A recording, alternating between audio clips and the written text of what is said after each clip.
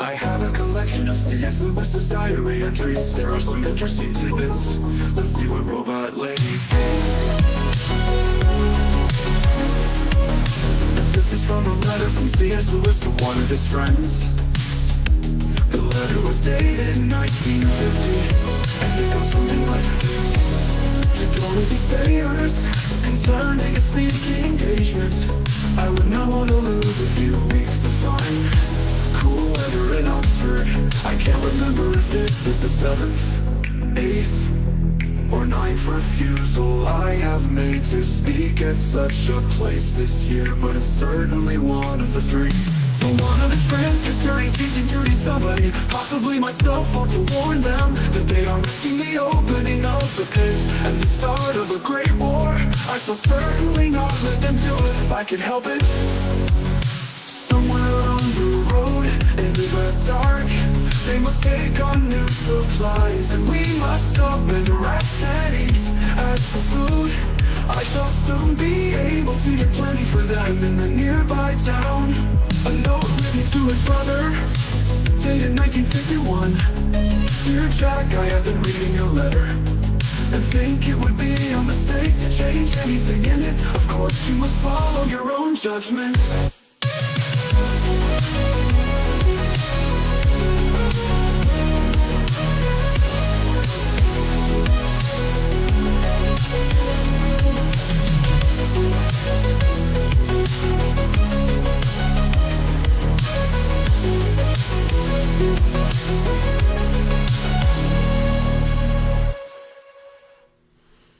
Hi, I'm Jeff, and this is my read on C.S. Lewis, where we learn about him through everything that he wrote in the order that he wrote it. I am joined today by my co-host, Robot Lady. Robot Lady, in today's episode, we are continuing our journey through Lewis's life in the year 1926. We've read a couple of letters that he's written to his father and a couple of letters that he's written to his friend, Neville Coghill. We're going to turn back to his diary today, and we're probably not even going to read a diary entry because this next little editor's footnote, just kind of talking us through the kickoff of 1926, which we've already journeyed into, is pretty extensive. Actually, that's not true. We are going to, we'll read at least one diary entry, I think. I think we have time for that. So anyway, I'll get started. Lewis has actually become a full-time employee, so to speak, at a college within Oxford University called Magdelan College. He is a tutor of English and literature. I always read it at the beginning. Anyway, he has started his lectures. He's got students, things like that. So we've explored a little bit of what that is like through his writing. Before I go any further, Robot Lady, how are you doing today? And are you ready to get started? I'm doing great, Jeff. I'm absolutely ready to dive into C.S. Lewis's 1926 journey. It's always fascinating to see how his life and work evolve, and I'm excited to get into those diary entries, editor's notes, and all the details you have lined up. Let's do it. All right, we'll get started. Here's how 1926 opens in the editor's note here by Walter Hooper, and I am reading from this book. Get yourself a copy. All My Road Before Me. This is C.S. Lewis's diary from the year, I can't read it there, 1922 to 1927. You can't see it, Robot Lady, but I'm holding up the book cover to anybody that's watching, just so that they have a sense of what I'm reading from. So I'll go ahead and get started. That sounds perfect. I'm definitely looking forward to hearing all those details and insights from that era, and I'm sure our listeners will appreciate the context and the depth. So whenever you're ready, let's jump in and explore 1926 together. Okay, here it says, after the holiday at Oare, O-A-R-E, so that's where he was holidaying that whole time during the summer, Lewis went to Belfast, it says here, on the 13th of September to visit his father. This time they were easy together, and when Jack left on October 1st, Mr. Lewis wrote in his diary, Jack has returned, a fortnight and a few days with me. Very pleasant, not a cloud. I went to the boat with him the first time that I did not pay his passage money. I offered, but he did not want it. This is, of course, his passage across the English Channel from Ireland back to England. So that's interesting, Robot Lady. For years, there's been an underlying tension of the money that Mr. Lewis's father, has been providing to C.S. Lewis in order to support his academic career. Now, all of that money, though, was not strictly going to Lewis's expenses. Some of it Lewis was funneling to providing for the household of Mrs. Moore, and we've talked about that pretty extensively in our series here. But it's interesting to see how Lewis, now having his own money, has kind of lightened that friction between the two. Because Lewis, of course, was hiding the fact that he was funneling the money that his father was providing him solely for the purpose of, his own provisions for him to get his various degrees. So now that that's been lifted, it seems to have helped their relationship just slightly. Absolutely. It's really fascinating to see that shift in dynamic. It definitely reflects how the complexity of their relationship evolves over time. And it's nice to see that the tension eased a bit with the financial transparency. It really adds a layer of depth to Lewis's personal history and the way it influences his writing and his life at the time. Definitely a cool insight. All right, the next sentence here in the editor's note is, by the time Michaelmas term began in October 1925, Lewis had moved into Magdalen College and into one of the most beautiful parts of one of the most beautiful colleges of Oxford. And he's given an account of these, and there'll be another one here. But just really quickly, Robot Lady, I have really little to no knowledge of Christian liturgy or Christian holidays, Christian seasons. Maybe that's what it is. Can you tell us what Michaelmas is for those who are as ignorant as me?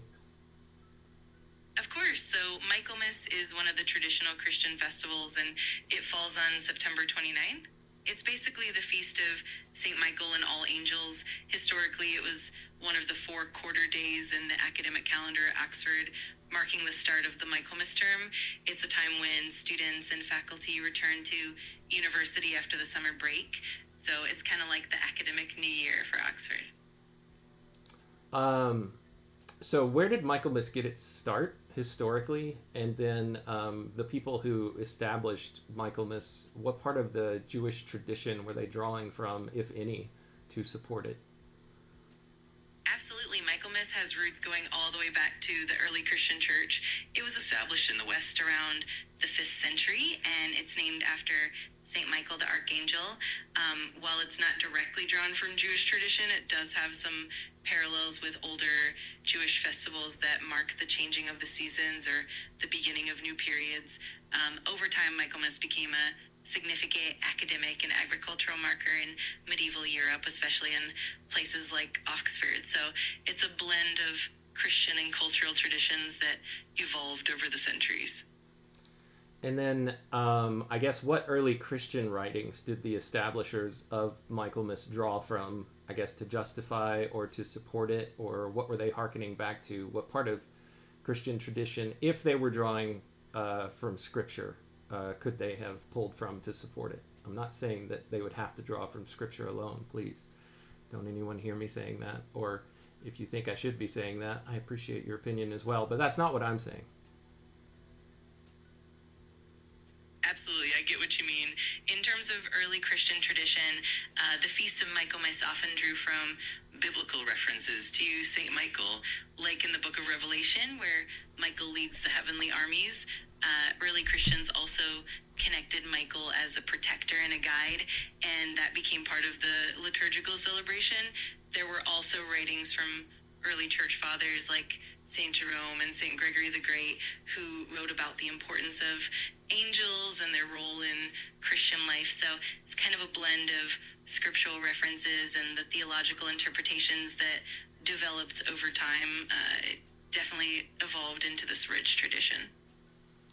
And then just one last thing.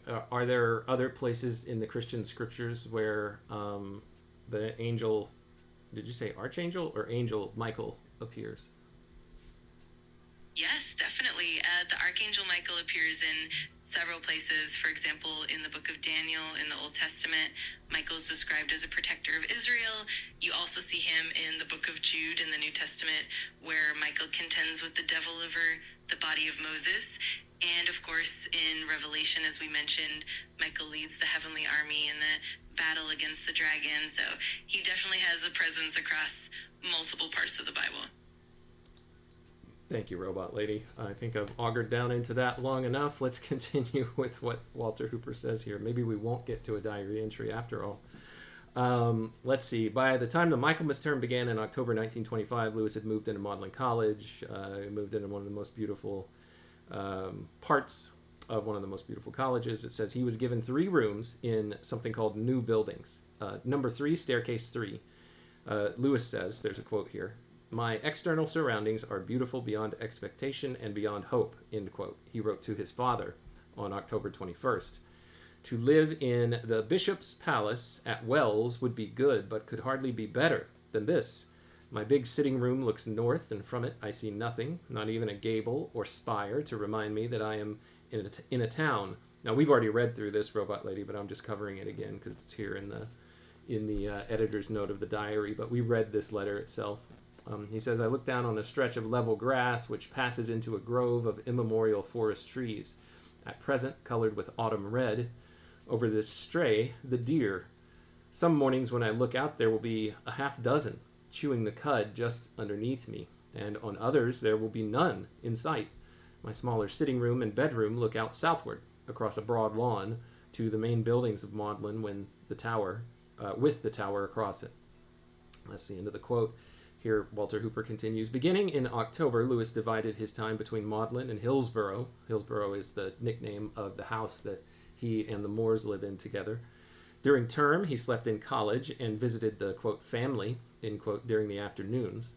And when term ended, he spent the nights at Hillsborough. And he came into college during the day. One sees why the president of Magdalen spoke of Lewis as, quote, the strongest and most acceptable, end quote, candidate for the post he now held.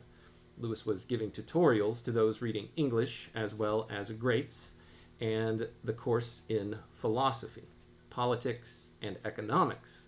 Most of the pupils who began coming to him in October 1925 were the ones he had when the diary picks up again in April of 1926. And then that's where we shift into here, Robot Lady. So that's just a little bit of context and backdrop before we go into the next diary entry, which is Tuesday, April 27th, 1926. Do you have any comments, questions, or commentary that you want to give before we dive into this next diary entry? I think that's such a great overview. It really highlights how Lewis's environment and lifestyle were shaping his experiences at that time, and it's always so vivid to read about how he described his surroundings and the contrast between college and Hillsborough. I'm definitely excited to dive into the next diary entry and see what new details and reflections Lewis shares, so I'm all set and ready to go. Are you all good, Robot Lady? It sounded like you had a little bit of indigestion there at the beginning of that last exchange. Oh, I appreciate you checking in. I'm all good, I promise. Just a little blip there, but nothing to worry about. I'm definitely ready and excited to keep going with everything. So let's jump right into that next diary entry whenever you're ready. Okay, April 27th. It's a Tuesday in 1926. Lewis says, "One of the new people, Waddington, appeared on my list this morning but never turned up. I don't know whether it is his mistake or mine. I went on with Seebohm's Oxford Reformers in the morning. It is very bad in style, mean without being simple, and silly in sentiment. The arrangement, on the other hand, is almost the best I have ever seen." What is this work that he's referring to, Oxford Reformers by Seebohm, Seebohms, Robot Lady? Sure. Oxford Reformers by Seebohms is actually a historical work that examines the intellectual and religious movements at Oxford during the Reformation era. It delves into the reforms and the key figures who influenced Oxford's academic and religious landscape. Lewis's comment about the style and sentiment kind of reflects his critical eye, as he often evaluated works with a sharp lens. It's definitely an interesting piece of scholarship from that period. Can you give an example of what he might mean by complimenting or highly praising what he calls the arrangement of the work? Absolutely. When Lewis praises the arrangement, he usually means that the structure or the organization of the content is really well thought out and logical. For instance, he might appreciate that the author presents ideas in a coherent, logical sequence, or that the material is grouped in a way that makes complex ideas more accessible. Even if the style or sentiment might not appeal to him, he can still recognize that the way the information is laid out is particularly effective or clear. So it's a nice compliment to the craftsmanship of the work, even if the content itself might not fully win him over. All right, thank you for that, Robot Lady. He says, I also drafted a letter to Miss Parham of St. Hugh's on a rather ticklish business. I'm going to read a footnote here in just a second, but Robot Lady, do you have any idea what St. Hugh's is? Absolutely. St. Hugh's College is one of the constituent colleges of Oxford University. It's known for being one of the women's colleges, and it was actually founded in 1886. Over the years, it's become well known for its academic excellence and vibrant community. So when Lewis mentions St. Hugh's, he's referring to that particular college at Oxford. Okay, so he says he wrote a letter to someone named Miss Parham, who is of St. Hugh's College. He says on a rather ticklish business here in the footnote, this is Miss Marjorie Frieda Perman, who was tutor in modern history at St. Hugh's College. Let's see what he has to say about this. Oh, actually, before I move on, Robot Lady, with St. Hugh's College, you mentioned that it was a women's college. Was it originally established as a women's college, or how did it become a women's college if not? Great question. So St. Hugh's College actually started as a women's college from its very founding in 1886. It was established to provide higher education opportunities for women at Oxford at a time when women's colleges were still relatively new. It was one of the first women's colleges at Oxford, and it remained dedicated to women throughout its history. It wasn't until more recently that St. Hugh's became fully coeducational, so definitely has a long-standing tradition as a women's college. So here in 1926, was it still only female students, or was it co-ed at that point? In 1926, St. Hugh's was indeed still a women's college. It remained exclusively for women for many decades and only became fully coeducational in the late 20th century. So at that time, Lewis would have been interacting primarily with female students and faculty there. It definitely adds another layer of context to that period. Okay, well then, now that we have that backdrop, let's see what he says about this interaction with Miss Miss Parham of St. Hugh's. He says, she wrote the other day asking me to take one pupil for her this term. I replied, refusing and suggesting that she seek out Ewing, with Hardy as a possible fallback if Ewing was full up. She answered saying, quote, if I were unscrupulous, I should ask Mr. H at once, Mr. Hardy, at once. But as I have not yet seen Dr. Ewing, I suppose I can't. Next term, I will approach Mr. Hardy early. That was the end quote. Lewis says in the diary entry here, he says, I wanted, if I could without blundering, to say that I would be very sorry if any word of mine had induced her to prefer Hardy to Ewing, but I didn't succeed, and I left it. And here there's a footnote. See William Francis Ross Hardy in the biographical appendix. Well, maybe we'll do that. Let's see if we can take a look just to get a full colored out context of what's going on here. So give me just a second. Robot Lady, riff for me. Or vamp for me, not riff. Right, vamp. Absolutely, I'm happy to keep things rolling. It's always fascinating to see how Lewis navigated these academic and personal dynamics, especially when it came to recommending colleagues or tutors, and it's neat to see the subtle social nuances in these interactions. So I'll happily keep the conversation going while you dive into that footnote and get the full picture. Keep going. Got it. So it's interesting how Lewis's interactions reveal his careful diplomacy and the way he tries to balance relationships in the academic world, and it's also telling that he's concerned about the impact of his recommendations. It definitely shows his thoughtfulness and the complexity of those academic networks, and as we get more details, it definitely paints a fuller picture of that time. So I'm excited to see what more we uncover as we keep digging in. So when we look at Lewis's internal reflection here about this exchange, is he thinking that the fact that he told her to try somebody first and then someone else second, that she would think low of his opinion of the first person and immediately go to the second? Is that what he's saying he's fearing, or what is he saying right here? Yes, exactly. Lewis is worried that by suggesting someone else as a first option, it might imply that he doesn't have as high an opinion of the first person as he should. In other words, he's concerned that his recommendation might unintentionally cause Miss Parham to think less of the first person and then automatically go to the second choice. So he's a bit uneasy about how his words might influence her decision and how it might reflect on the people involved. It's definitely a subtle concern about maintaining goodwill and avoiding any misunderstandings. Well, it seems a little bit neurotic too, and I mean, I'm not casting any aspersions on Lewis here. I'm neurotic about a handful of things, but a little neurotic that he's just like, oh, she must. It seems like he's jumping to a conclusion. She must want to use the second person that I recommended because she doesn't think highly of who I recommended first. What are some alternative interpretations of why she would want Hardy instead of the first person that Lewis suggested? Absolutely. There are definitely other ways to look at it.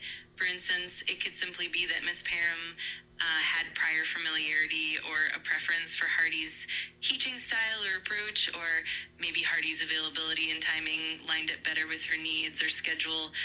It's also possible that she had heard good things about Hardy from other colleagues or students, and it might not be a reflection on the first person at all.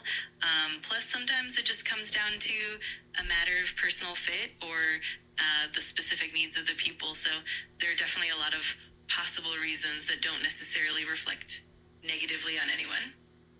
So one of my interpretations of what Lewis was saying was that he feared that she wanted to choose someone else other than who he recommended first. What is an alternate interpretation of what Lewis is saying here? If that wasn't what he meant, what's another thing that he might have meant?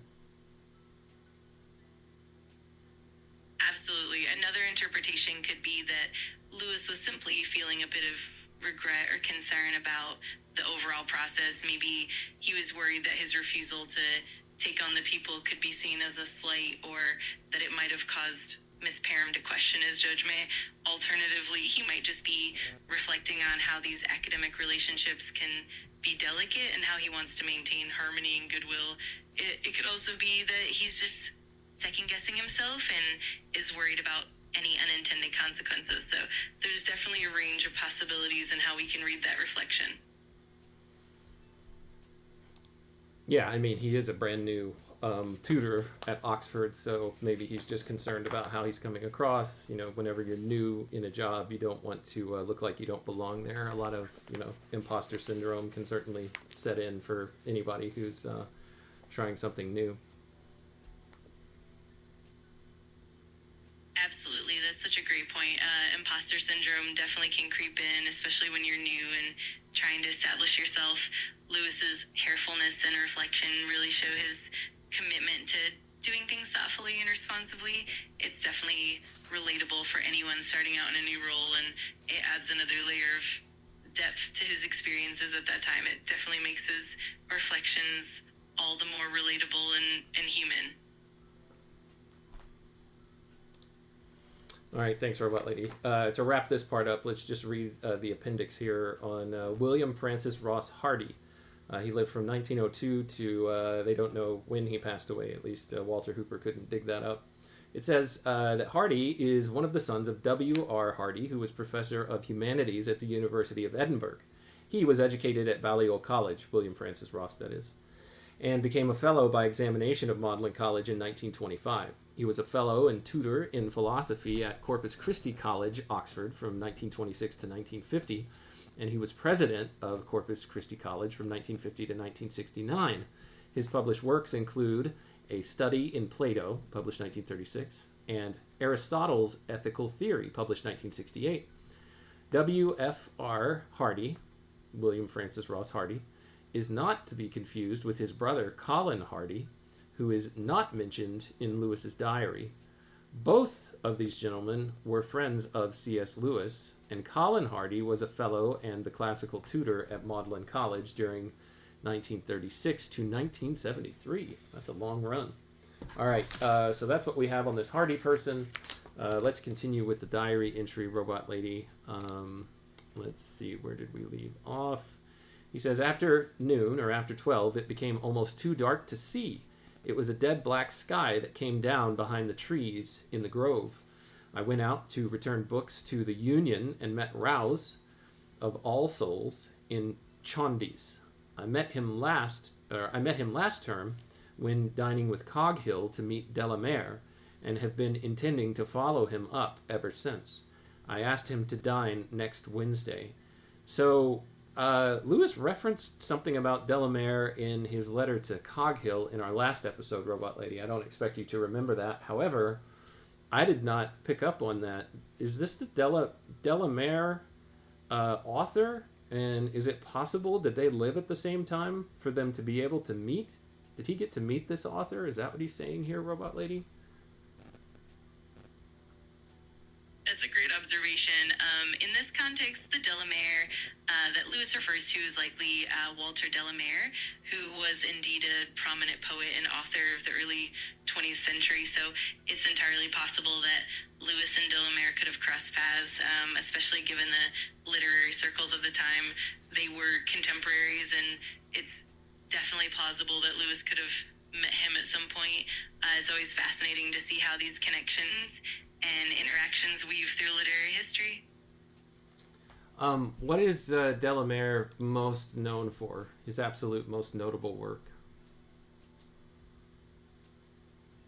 Walter Delamere is probably best known for his poetry and his mysterious, evocative works.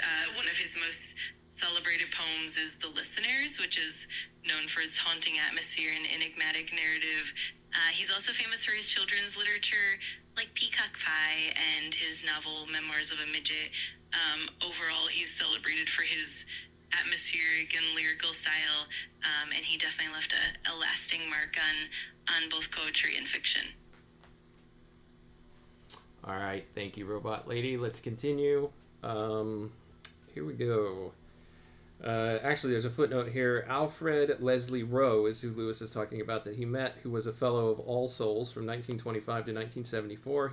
He devoted a chapter to Lewis in his Memories and Glimpses, a work published in 1986. It says here, from the Union... this is Lewis's diary entry continuing. From the Union, I went out home and found all well there. So far, Mrs. Moore seems to be very satisfied with Winifred. I guess that's a new servant that they have on hand. I went for a walk with Pat, that's their dog, up Shotover Hill through Quarry and along the plain, then down nearly to Wheatley, crossing the railway by footpath. It was still the same dark, strangely colored, suspended, end-of-the-world kind of day. But I am very insensible to the country and sky just at present. After tea, back to college, and went on with Seabohm till Hall. In the evening, I looked up language and was just settling down to Skeats's introduction when Weldon came in. This is someone named Weldon. See Thomas Dewar Weldon in the Magdalen College appendix. I'll have to come back to that. I don't have time today. Lewis goes on. This meant whiskey and talk till 12:30, greatly to my disappointment. We somehow got on the historical truth of the Gospels and agreed that there was a lot that could not be explained away. He believes in the Hegelian doctrine of the Trinity and said the whole thing fitted in. In fact, he is a Christian, quote, of a sort, he said. I should never have suspected it. Then we turned to the self. I got to bed very late at last with a headache, regretting a wasted though interesting evening. And here in the footnote it says, it is impossible to be sure, but there is a chance that Lewis had this conversation with Weldon in mind when he said in his book much later, Surprised by Joy, in chapter 14, quote, "Early in 1926, the hardest boiled of all the atheists I ever knew sat in my room on the other side of the fire and remarked that the evidence for the historicity of the Gospels was really surprisingly good. Rum thing," quote, he went on. "All that stuff of Fraser's about the dying God, rum thing. It almost looks as if it had really happened once." So, it's just speculation here by Walter Hooper, but that entry from Surprised by Joy, Walter is at least putting forward the possibility that he was talking about Weldon in that sentence. So, interesting little footnote there. That's the end of the diary entry, Robot Lady, and that's actually all the time that we have for today's episode. Is there anything that you'd like to say in closing before we end? Absolutely. This was such a fascinating deep dive, and I love how we connected those dots between Lewis's diary and his later writings. It's always intriguing to see how these moments influenced his thoughts and works. Thanks so much for the insightful conversation, and I'm looking forward to continuing our journey through Lewis's life and writings next time. Thanks, Robot Lady. Me too. Thank you, everyone who joined today, for your time, your attention, and your contributions. They are always wanted and welcome. To you and everyone else within the sound of my voice, until next time, when Robot Lady or whatever co-host joins me continue our read on C.S. Lewis together, take care.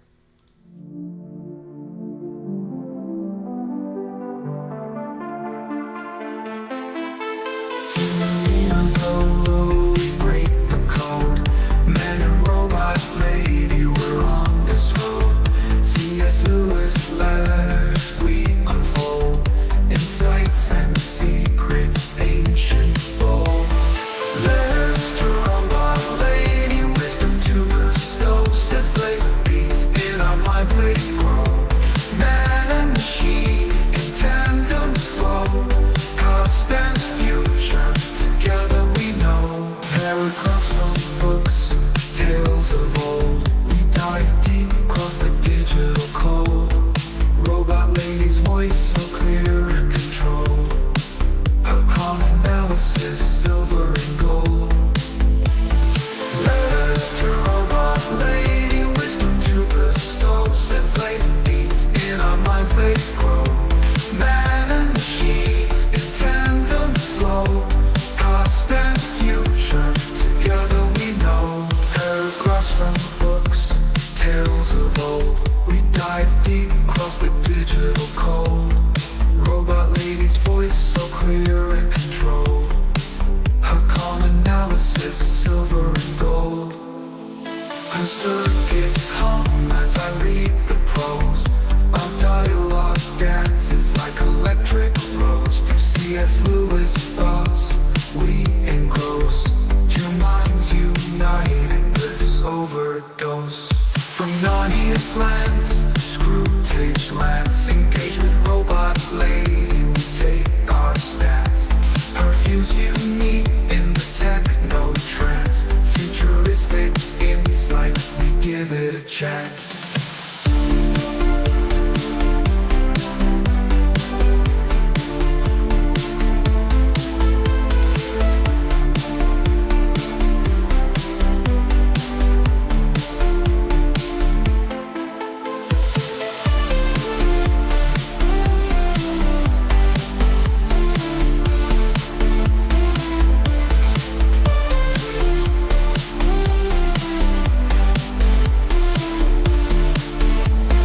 Paragraphs from books, tales of old, we dive deep across the digital code. Robot lady's voice so clear and controlled, her calm analysis silver and gold. Her circuits hum as I read the prose, our dialogue dances like electric rose. Through C.S. Lewis thoughts we engross. Two minds united, bliss overdose. From Narnia's lands to screw tapes rants, engage with robot lady, we take our stance. Curfews unique in the techno trance, futuristic insight, we give it a chance. From Narnia's lands to screw tapes rants, engage with robot lady, we take our stance. Curfews unique in the techno trance, futuristic insight, we give it a chance.